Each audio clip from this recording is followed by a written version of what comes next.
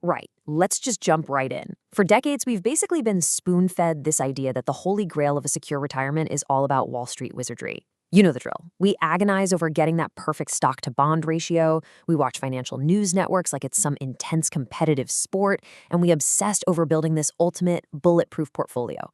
But what if I told you the real secret to retirement has almost nothing to do with picking the perfect stock? Seriously, what if the entire financial industry has had us focusing on the completely wrong math this whole time? Welcome to today's Explainer, where we're going through a massive paradigm shift, redefining retirement levers.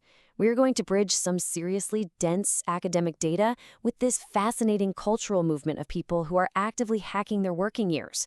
We'll look at the hard numbers to see what actually moves the needle and how understanding these specific levers can completely change how you view wealth, your lifestyle, and your time. Okay, moving right into Section 1, the asset allocation myth. We're going to kick things off by completely dismantling a massive, deeply ingrained financial industry myth. And we're doing it with hard, undeniable data straight from a working paper by the Center for Retirement Research at Boston College. These researchers asked a pretty simple question. How important is asset allocation really to your overall financial security? Because if you listen to standard financial advice, it's all about tinkering with investments, right?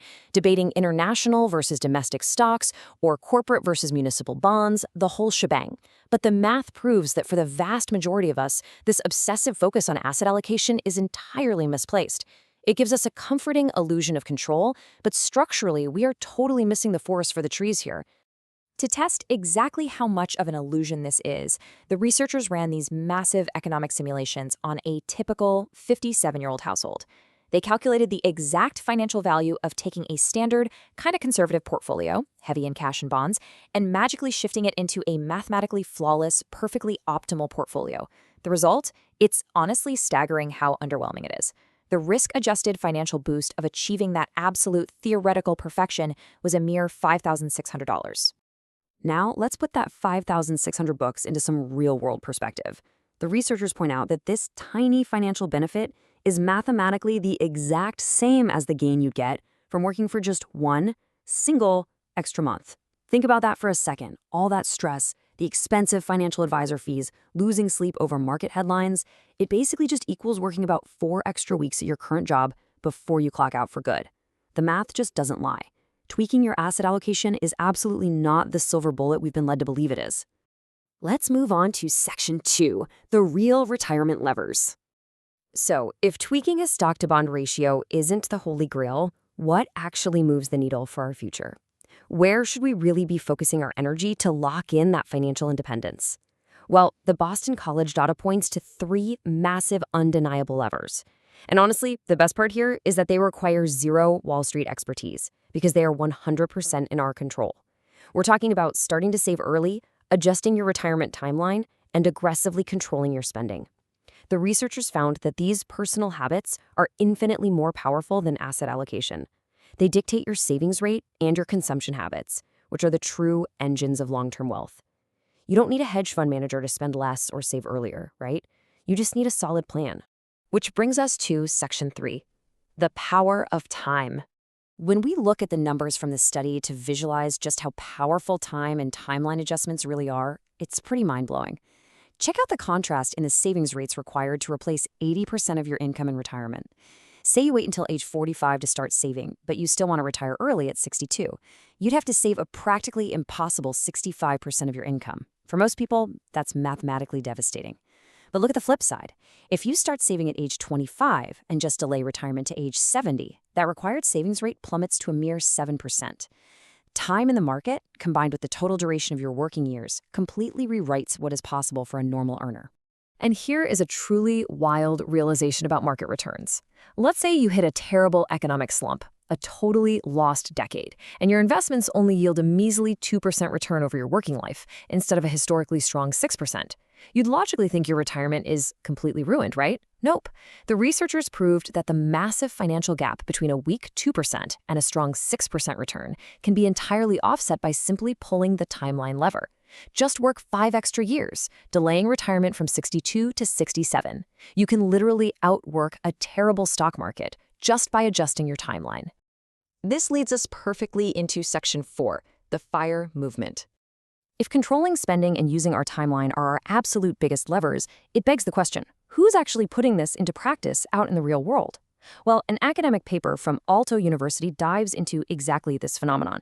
They studied practitioners of the FIRE movement. This is a cultural wave of people actively applying these realities, high savings rates, and fiercely controlled consumption to achieve some extreme lifestyle results. Basically, they're taking that exact Boston College math we just looked at and pushing it to its logical conclusion, turning economic theory into daily habit. FIRE, for those who might not be familiar, stands for Financial Independence, Retire Early. As defined in the research, it's a lifestyle aimed at building enough self-generated, sustainable passive income to fund your desired life choices so you literally never need to work for a paycheck again. These folks maximize saving and investing by actively and sometimes radically slashing their consumption. We're talking about software engineers making six figures but choosing to drive 15-year-old beaters and live in modest apartments so they can intentionally save 50 to 70% of their income. They aren't relying on Wall Street miracles or lottery tickets. They're relying purely on the sheer math of their own extreme savings rate. The really crucial point here is how they bypass what we commonly call lifestyle creep. Traditional consumer culture assumes that as your income goes up, your aspirations and your spending just automatically go up right alongside it. You get a raise, you buy a nicer car. You get a promotion, you upgrade to a bigger house. Well, FIRE practitioners completely reject this cycle. They decide that their aspirations do not actually have to increase with their income. Instead, they transfer today's potential consumption into the future. By aggressively locking in their spending and refusing to succumb to lifestyle creep, they rapidly secure their future freedom. Let's transition over to Section 5, Freedom from, Freedom to. Achieving this level of financial independence obviously takes high financial literacy and understanding the math we just discussed.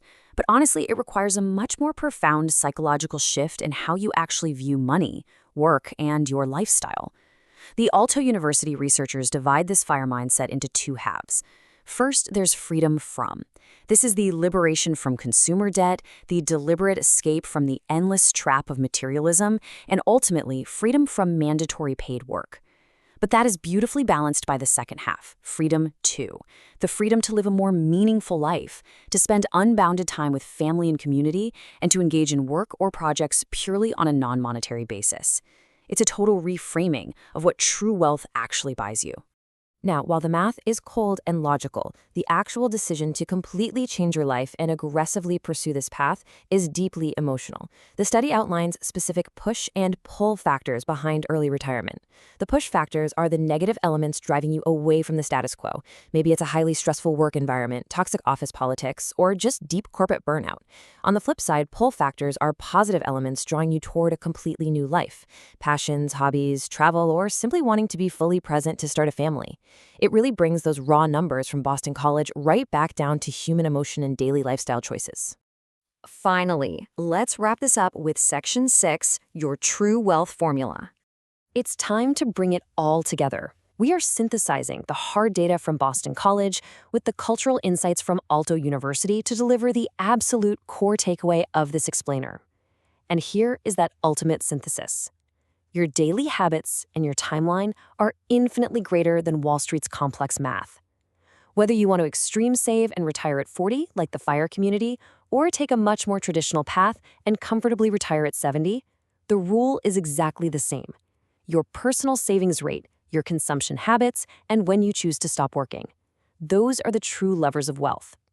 Agonizing over a 2% difference in portfolio allocation, it's essentially stepping over dollars to pick up pennies if your spending is completely out of control and your savings rate is negligible. Which brings us to a crucial, pretty provocative question for you to consider today. What are you actually saving for? Are you just trying to build the mathematically perfect portfolio to hit some arbitrary number dictated by the financial industry? Or are you actively optimizing your life for freedom? The data clearly shows us that time and your daily spending habits are your actual superpowers. They are the undeniable levers of financial independence. The only question left is, how are you going to use yours? Thanks so much for joining me on this explainer, and I'll catch you in the next one.